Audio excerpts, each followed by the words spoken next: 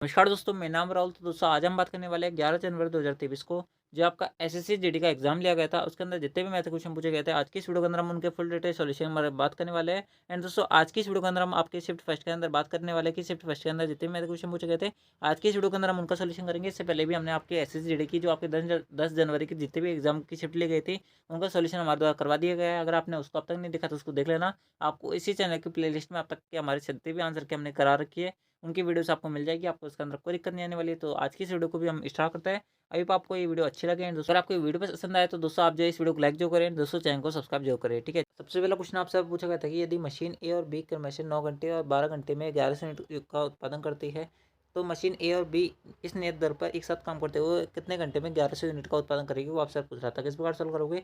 मान लो कि ए मशीन जो है वो 9 घंटे में काम कर रही है, बी जो मशीन है वो उसको 12 घंटे में पूरा कर रही है। टोटल टाइम कितना लग रहा है? ऐसे आप बोलोगे 36 मान लो। 9 × 36 = 36 है। आप लोग बिल्कुल सही बात है।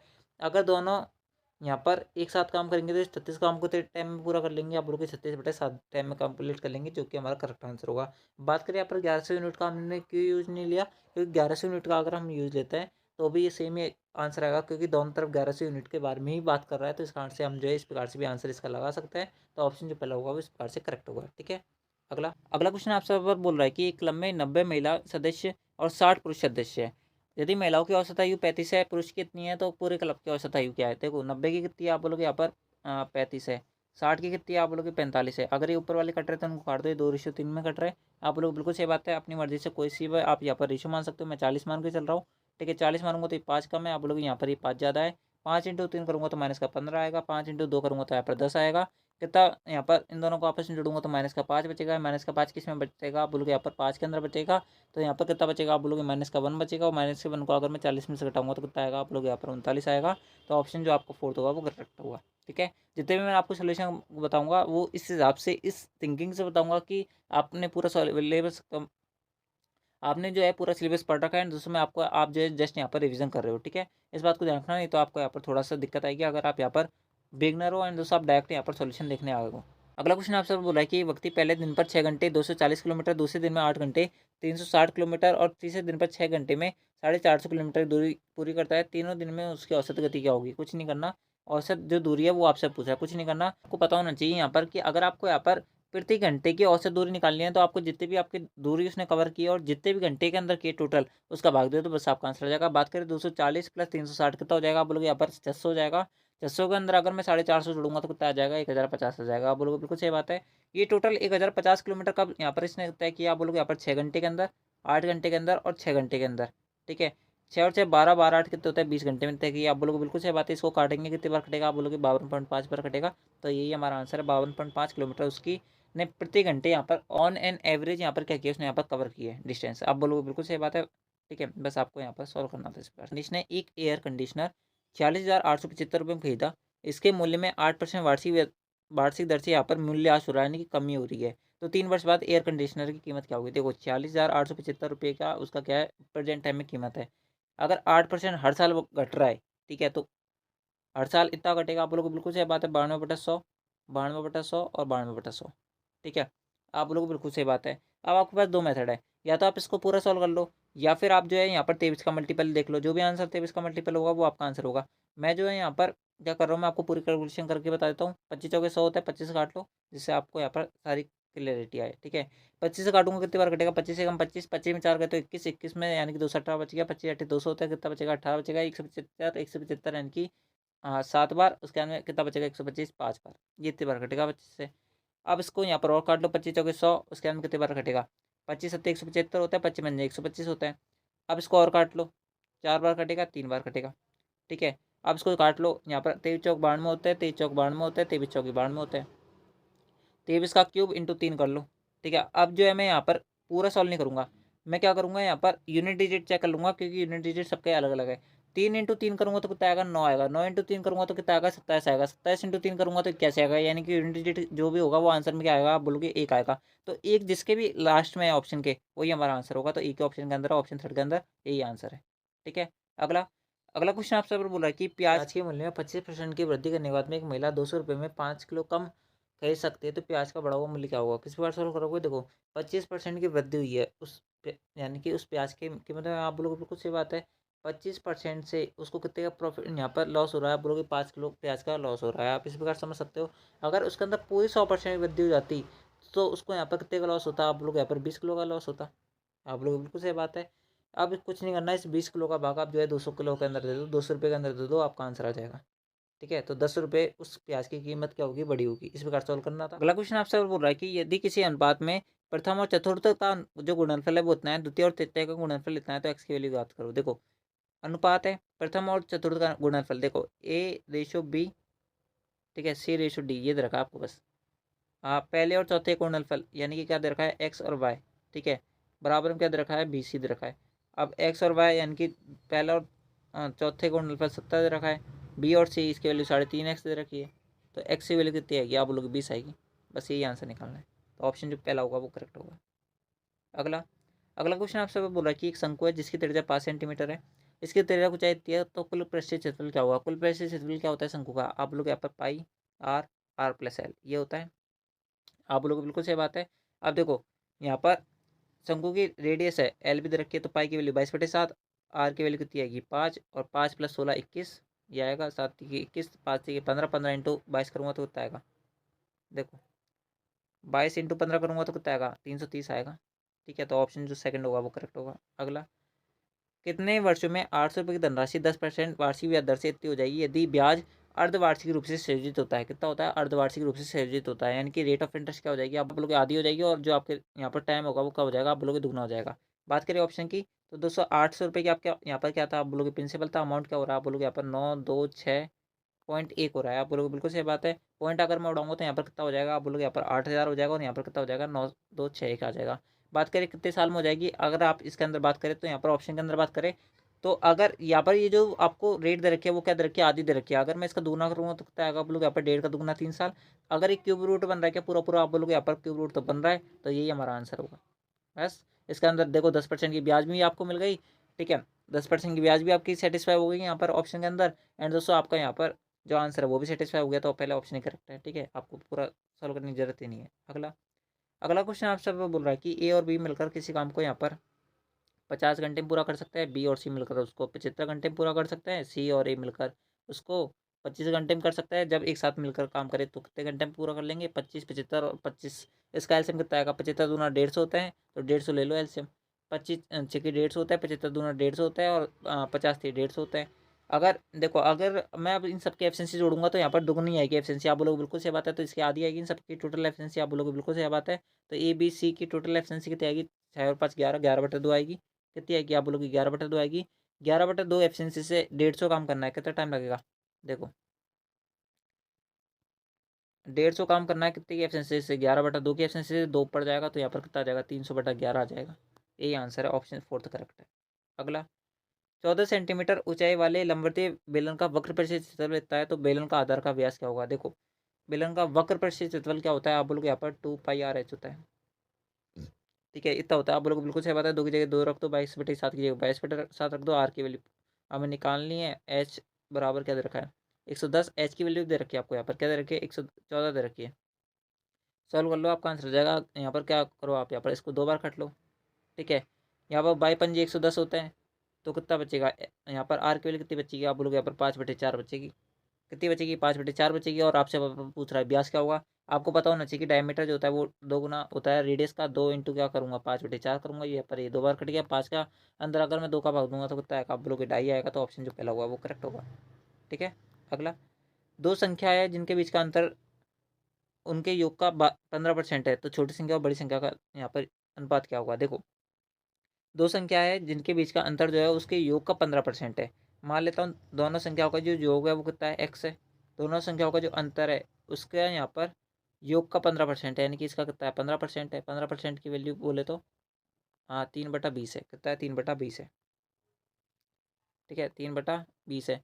अब मैं यहाँ पर क्या करूँगा, यहाँ पर कि ऑप्शन सेटिस्फाई करवाऊंगा। यहाँ पर जो भी ऑप्शन सेटिस्फाई हो जाएगा वही हमारा आंसर हो जाएगा। बात कर लेते हैं पहले ऑप्शन की। 23 और 17 सब में यही ऑप्शन है, और एक 13 17 दे रखा है। अगर मैं 23 और 17 रखूँगा तो कितना आएगा, आप लोग यहाँ पर 23 17 होता है हमारे पास 40। यहाँ पर 23 में 17 घटाऊंगा तो कितना बचेगा, आप लोग यहाँ पर 23 में 17 घटाया तो मेरे पास बचा 6। ठीक है, 6 बच गया।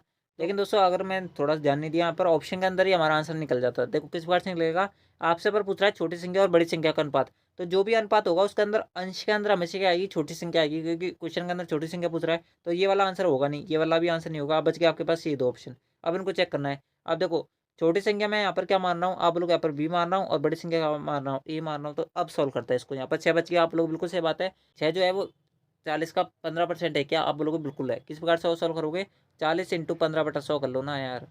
इसको कटेंगे तो इसको कटेंगे, 15 60 होता है, 60 के अंदर अगर मैं 10 का भाग दूंगा तो 6 आ गया ना। तो 40 का यहाँ पर 6 हो गया ना। ठीक है, 15% आप बोलोगे बिल्कुल सही बात है। तो इसका आंसर ऑप्शन जो 4 होगा वो करेक्ट होगा। ठीक है, अगला। रूबी ने 1 रुपये में 20 बटन खरीदे, 25% लाभ कमाने के लिए 1 रुपये में कितने बटन बेचने चाहिए। देखो 1 रुपये में 20 बटन, तो एक बटन कितने का पड़ा, आप बोलोगे 1/20 का पड़ा। कितने का प्रॉफिट कमाना है, 25% का। तो देखो एक बटन इतने का पड़ रहा है, 25% का प्रॉफिट कमाना है, यानी कि ये एक बटन कॉस्ट है, यानी कि 100% की वैल्यू है। 125 की वैल्यू क्या होगी, आप लोग यहाँ पर इतनी होगी। ठीक है, तो यहाँ पर इसको काटो, कितने बार कटेगा, 25 इसे 25 25 को 100, यानी कि ये और कट जाएगा 4 बार, यानी कि 1/16 क्या आ जाएगा, 1/16। ठीक है, 1/16 आ गया, यानी कि 1 रुपये में कितने बटन बेचने चाहिए, 16 बटन बेचने चाहिए। तो ऑप्शन जो सेकंड होगा वो करेक्ट होगा। बस खत्म। अगला, ए प्लस बी बराबर 25, ए माइनस का बी बराबर 7, तो ए और बी का मध्य अनुपात क्या होगा। जब आपको इस प्रकार से फैक्टर दे रखा हो तो आपको कुछ नहीं करना। ए की वैल्यू जब भी निकालनी हो तो 25 + 7 जोड़ोगे, बटे में 2 करोगे, कितना आएगा, 16 आएगा। बी की वैल्यू क्या करना है, 25 माइनस का 7, यानी कितना बचा, 25 में 7 घटाओगे तो 18, 18 में 2 का भाग दूंगा तो 9 आएगा। तो बी की वैल्यू की आ गई। अब पूछ रहा है माध्य अनुपाती, माध्य अनुपाती के लिए कुछ नहीं करना है, इसका रूट ले लेना है ए और बी का। तो ए की वैल्यू 16 है, बी की वैल्यू 9 है। 16 किसका स्क्वायर होता है, 4 का होता है, बी 9 किसका होता है, 3 का होता है, 4 3 12 12, आंसर ऑप्शन थर्ड करेक्ट है। अगला, अगला प्रश्न आपसे बोल रहा है कि यदि 2 की घात 305 प्लस 303 को 9 से विभाजित किया जाता है तो शेषफल क्या बचेगा। किस प्रकार सॉल्व करोगे, देखो 2 की घात 305 है ना, 2 की घात 305 को इस प्रकार से बांटो कि ताकि ये 9 से है ना आसपास पहुंच जाए। आपको इस प्रकार से बांटनी है, तो मैं इसको यहाँ पर इस प्रकार से लिख सकता हूँ क्या, आप लोग यहाँ पर बिल्कुल लिख सकते हैं। इस प्रकार से मैं इसको लिख सकता हूँ। आप लोग बिल्कुल सही बात है, इस प्रकार से मैं लिख सकता हूँ। प्लस क्या लिखा हुआ है, 303 लिखा हुआ है, बटे में क्या कर दो, 9 कर दो, ये पूछ रहा है आपसे यहाँ पर। 2 की घात 5 यानी कितना होता है, आप लोग 32 होता है। 2 की घात 6 कितना होता है, 64 होता है। अगर 64 को अगर मैं 9 से विभाजित करूँगा तो कितना बचेगा, आप लोग +1 बचेगा, है ना। +1 शेषफल बचेगा, आप लोग बिल्कुल सही बात है। तो +1 की घात अगर 50 करूँगा तो भी क्या आ जाएगा, आप लोग +1 ही बचेगा।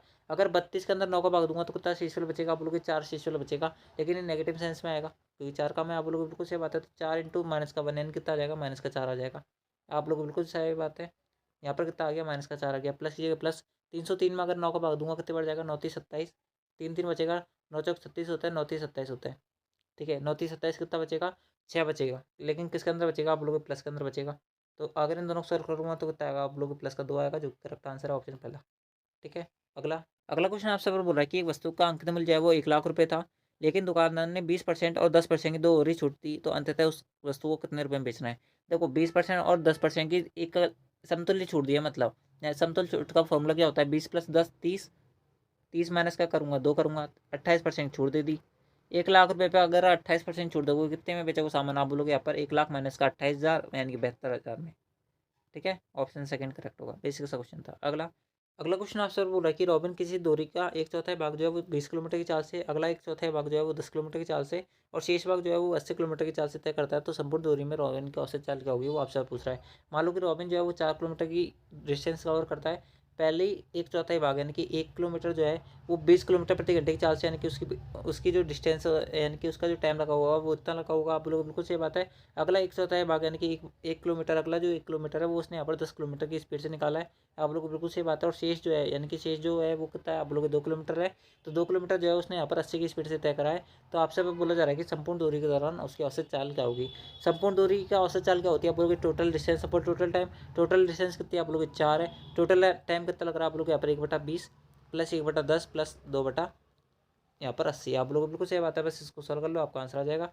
देखो अब इसको सॉल्व करेंगे तो कितना आएगा, यहाँ पर 1/2 की जगह 1/2 इसका अगर मैं भाग दूंगा तो 10 सब में कॉमन है, 10 हटा दो, यहाँ पर ऊपर लगा दो। तो ऊपर क्या बचेगा, आप लोग को 40 बचेगा। इसके अंदर क्या बचेगा, 0.5 बचेगा। इसके अंदर कितना बचेगा, आप लोग यहाँ पर 1 बचेगा। इसके अंदर कितना बचेगा, आप लोग यहाँ पर 1/4 0.25 बचेगा।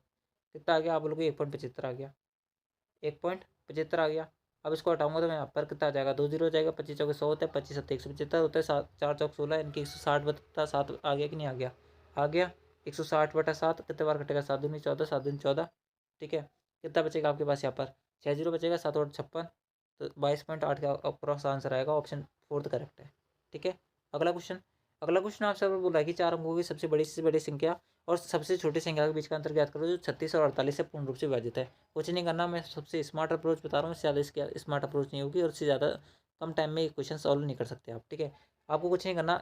मान लो कि आपसे यहाँ पर ऐसे बोला जाता है कि 2 अंकों की सबसे बड़ी और सबसे छोटी संख्या के बीच का अंतर ज्ञात करो जो 5 और 10 से पूर्ण रूप से विभाजित हो। इस प्रकार से पूछा जाता था।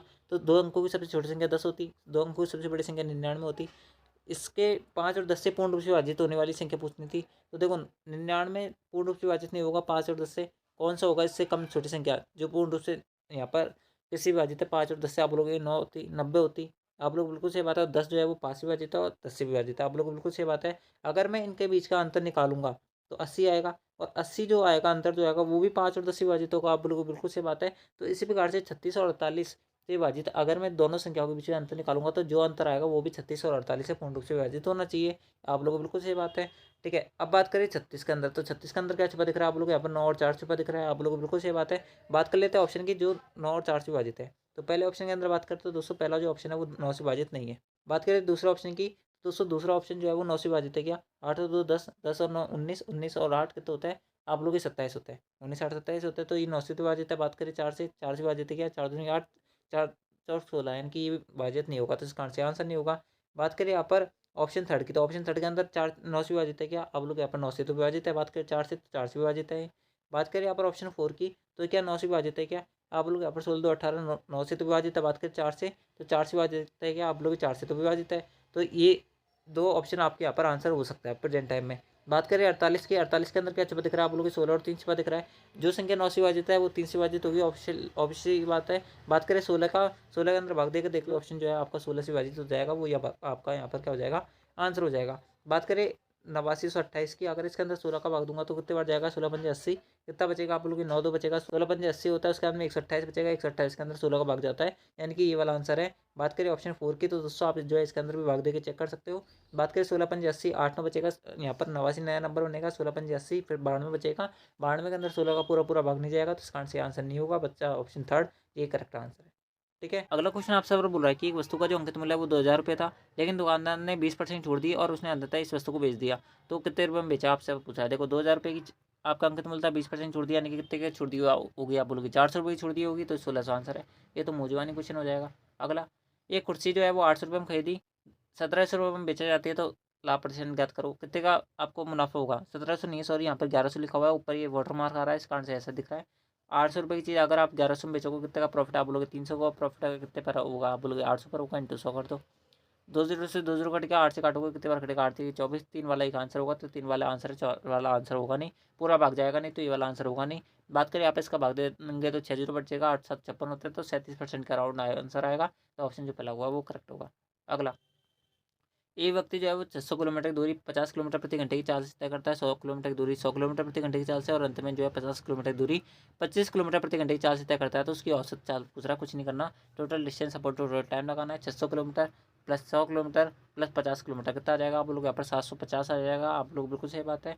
अब टोटल टाइम कितना लग रहा है, अगर आपकी गाड़ी की रफ्तार 50 किलोमीटर है, ठीक है, प्रति 1 घंटे में 50 किलोमीटर अगर आपकी गाड़ी जा रही है, यहाँ पर 600 किलोमीटर जाने में कितना टाइम लगेगा, आप लोग यहाँ पर 12 घंटे का टाइम लगेगा। ठीक है, बात करें 100 किलोमीटर की दूरी अगर 100 किलोमीटर प्रति घंटे की रफ्तार से तय करेंगे तो 1 घंटे का टाइम लगेगा। बात करें 50 किलोमीटर की दूरी अगर 25 की रफ्तार से तय करेंगे तो 2 घंटे का टाइम लगेगा। टोटल टाइम इतना लगा तो कितना आ जाएगा, आप बोलोगे 15 आ जाएगा, कितना आ जाएगा, 15 आ जाएगा। 15 का भाग अगर मैं इसके अंदर दूंगा तो 50 आ जाएगा। यही आपकी औसत स्पीड है, एवरेज स्पीड है, ऑप्शन जो पहला होगा वो इस प्रकार से करेक्ट होगा। ठीक है, तो दोस्तों इस प्रकार से ये थे आपके यहाँ पर एसएससी, ठीक है, एसएससी जीडी 2023 का जो आपका जनवरी के अंदर एग्जाम लिया गया था, उसके अंदर शिफ्ट सेकंड के अंदर जितने भी मैथ क्वेश्चन पूछे गए थे वो मैंने आपको बता दिया। आई होप आपको सारे क्वेश्चन समझ बैठे होंगे। अगर बात करें पीडीएफ की, पीडीएफ आपको टेलीग्राम चैनल से मिलेगी, अगर आपने अब तक ज्वाइन नहीं किया तो ज्वाइन कर लेना। एंड दोस्तों आपको ये वीडियो कैसा लगा वो आप हमें कमेंट बॉक्स में जरूर बताना, आपको सारे क्वेश्चन समझ बैठे होंगे। I hope.